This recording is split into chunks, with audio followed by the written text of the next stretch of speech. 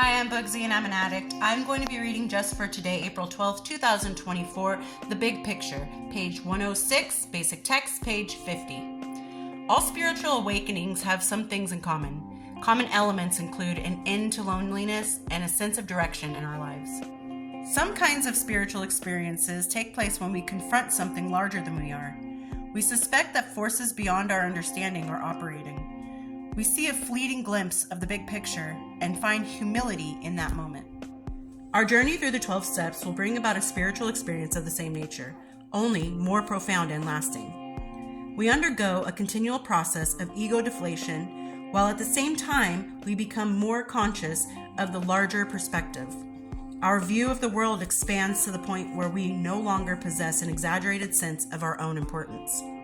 Through our new awareness, we no longer feel isolated from the rest of the human race. We may not understand why the world is the way it is or why people sometimes treat one another so savagely.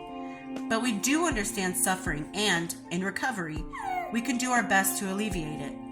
When our individual contribution is combined with others, we become an essential part of a grand design.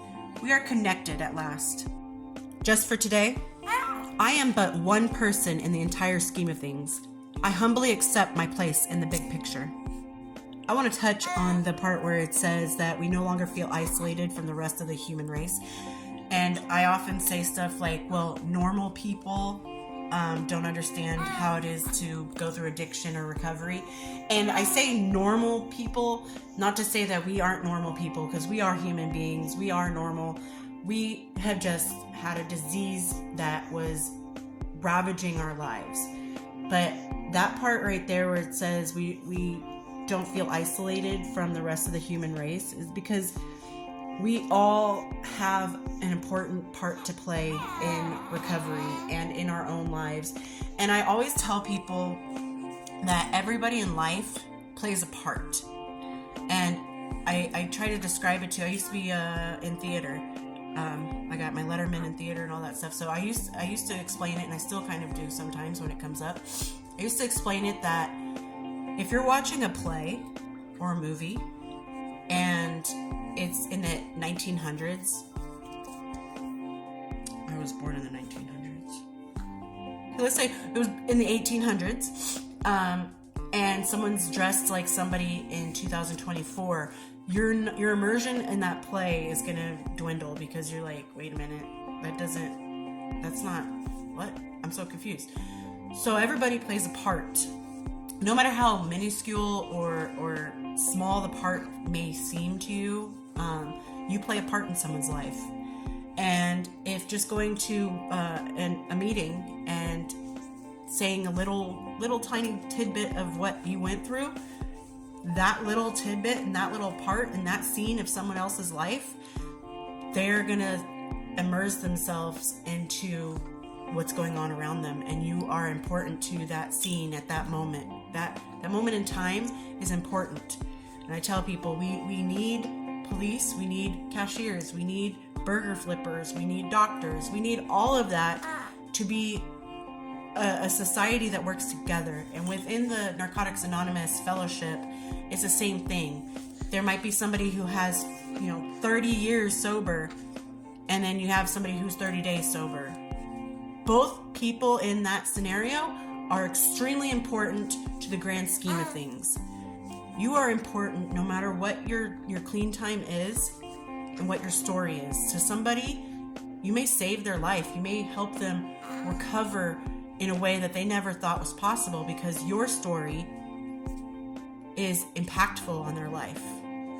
And if people look at the clean time and they think that it's similar to seniority in, like, say your job. You have your CEO and you have your the next person down. I'm not rich enough or high enough in my job to know all of the titles, but you got your CEO, you got your manager, a supervisor, a lead, and then you have your employees underneath.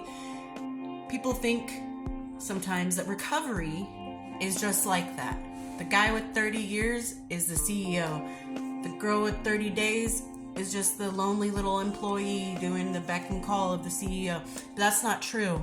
In recovery, that CEO that 30-year clean guy or girl, or they or them, that person can learn something from that 30-day person. A 30-day person can learn something from that 30-year person. So no matter what your clean time, your story is important. Where you have been and how far you have come is important. And I don't care if you're 30 minutes clean, your story can help somebody. So don't think of it as, oh, I don't have that much clean time, I don't have much to say, there's not much change I can make. That's not true. And it's amazing to me where I have almost 2 years, next week will be 2 years. And it's amazing to me how I can see newcomers come in and be like, dang, like I just saw somebody this past Wednesday at Narcotics Anonymous who got her 30-day chip.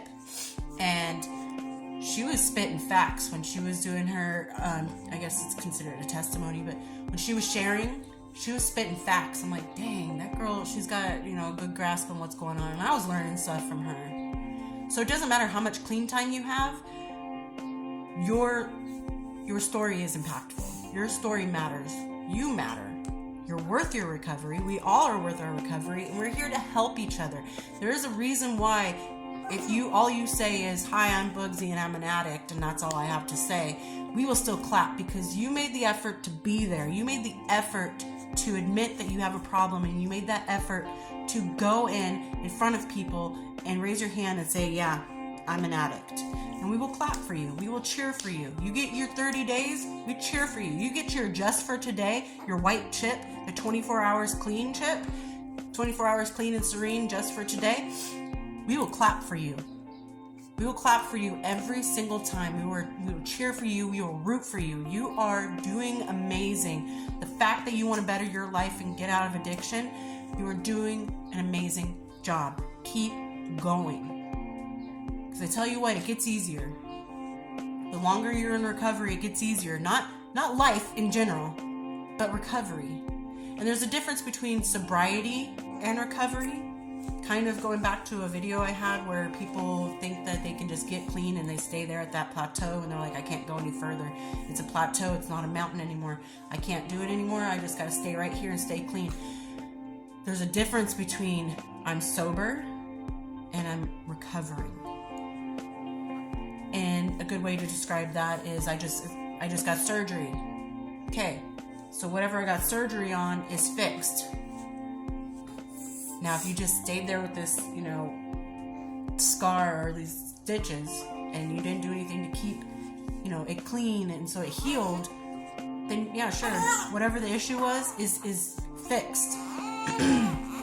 But you need to think, okay, now I have to recover from this surgery. I have to recover from my addiction. So I gotta keep it clean. I have to keep it, medicated. I have to make sure that it heals proper, because that's what recovery is healing.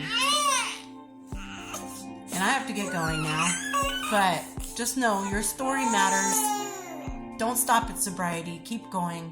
Get into recovery. Stay in recovery. And keep on doing what you're doing, because you're doing great and we're worth our recovery. And I will talk to you guys later. I hope you're doing well. I'll talk to you later. Bye.